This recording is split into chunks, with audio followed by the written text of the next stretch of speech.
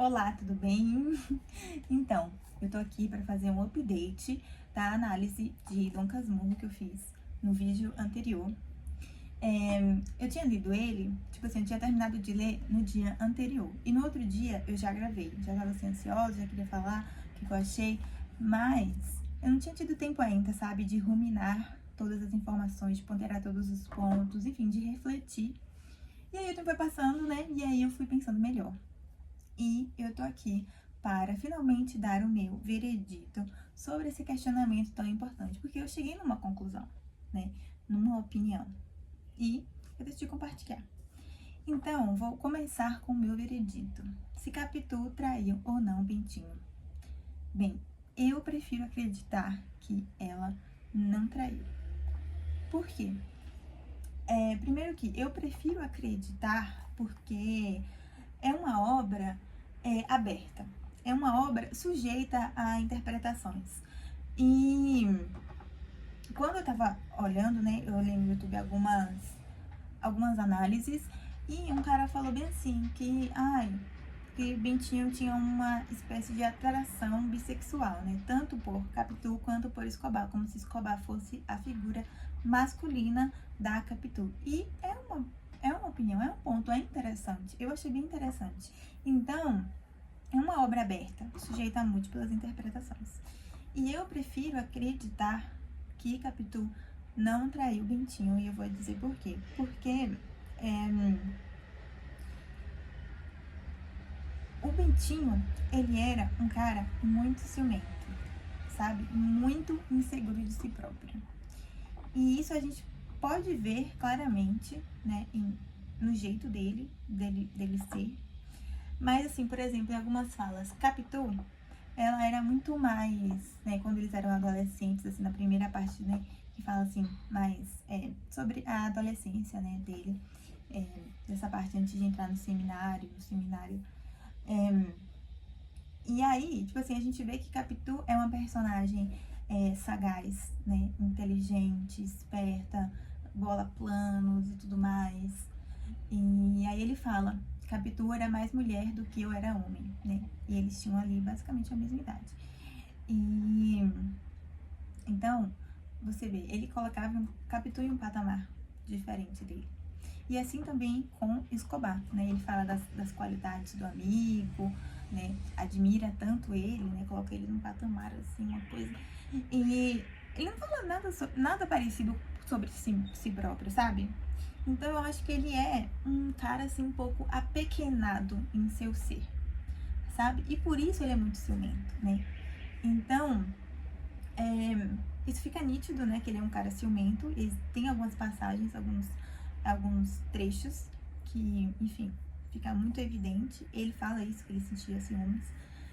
E o ciúmes, ele é uma coisa que cega a pessoa, sabe?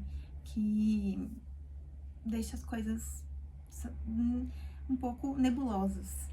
Quando uma pessoa é muito ciumenta, ela inventa uma história, ela acredita naquilo, aquilo para ela se torna uma verdade, sabe? Aquela assim, ela vai juntando uma coisa com a outra, enfim, aquilo vira uma verdade. Não tem quem tire isso da cabeça da pessoa quando ela é ciumenta, sabe? Assim, exageradamente. Então, o ciúmes, ele faz isso, né? Então, assim, esse é um ponto. E aí, uma coisa que fazia, né, que faz a gente acreditar que Capitu traiu o Bentinho é o fato dele falar que a criança, o filho deles, é muito parecido com o Escobar, o amigo dele. Então, só que tem uma passagem no livro, no começo, assim, né, na infância, assim, quando ele tá no seminário, na verdade, que a amiga da Capitu, a Sancha, né, fica doente e a Capitu tá lá cuidando dela. Aí o Bentinho chega do seminário para visitar a família dele e tal, vai visitar a Capitu lá na casa de Sancha. E aí o pai de Sancha fala que Capitu parece muito com a mãe de Sancha, a finada mulher dele. E aí mostra um quadro da mãe da Sancha e fala, nossa, não parece mesmo? Aí sim, parece muito. O Bentinho concorda com isso. Ele fala, nossa, pois é dessas estranhas coincidências da vida, sabe? O pai da Sancha fala.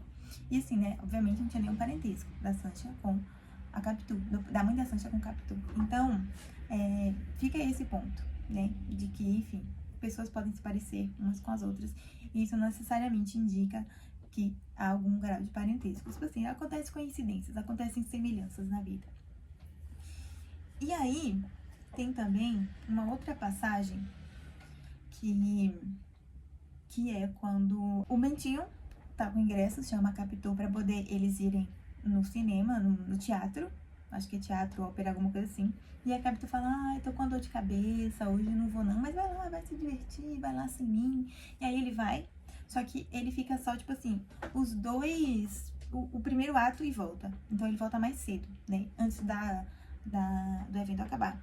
E aí quando ele chega na casa dele mais cedo do que esperado, o Escobar tá lá. O Escobar estava lá e, enfim, a Capitu tava ótima, sabe? Aí ele pergunta, né, por que o Escobar tá ali? E aí o Escobar dá uma desculpa esfarrapada. Ele fala que, enfim, aquelas informações, né, a desculpa que o Escobar deu pra estar ali, que não tinha cabimento, que aquelas informações ali, nada era a mesma coisa, sabe? Assim, tipo, nada a ver. E, enfim, a Capitu tava ótima e o Escobar até brinca, nossa, né, a piadinha tá tão bem, tá tão doente quanto eu e você, assim, né, até brinca. Só que isso é o suficiente pra gente incriminar uma pessoa, incriminar a Capitu por ter traído o Bentinho? Eu acho que não, porque o que a gente sabe é isso, o que se sabe é isso. O resto é o que Bentinho supôs que aconteceu, e não que aconteceu de fato, porque ele não sabe. E aí, enfim, ele cisma, né, na história. Ele cisma que o menino é filho do Escobar e tudo mais, manda os dois lá pra Suíça, né?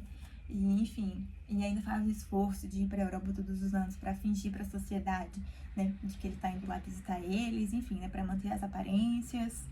E, enfim, ele se livra deles. E aí, ele fala que depois disso tudo, que terminou com a Capitu e tudo mais, que ele foi lembrando, né, de episódios, de situações, né, que na hora ele não pegou, tipo assim, né, interações ali entre Capitu e Escobar, e que depois ele foi, tipo, lembrando e as coisas foram fazendo sentido.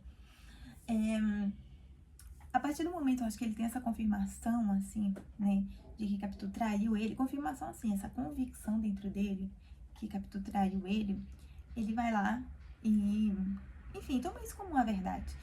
E é aquele novo ponto que eu falo, que é do ciumento, né?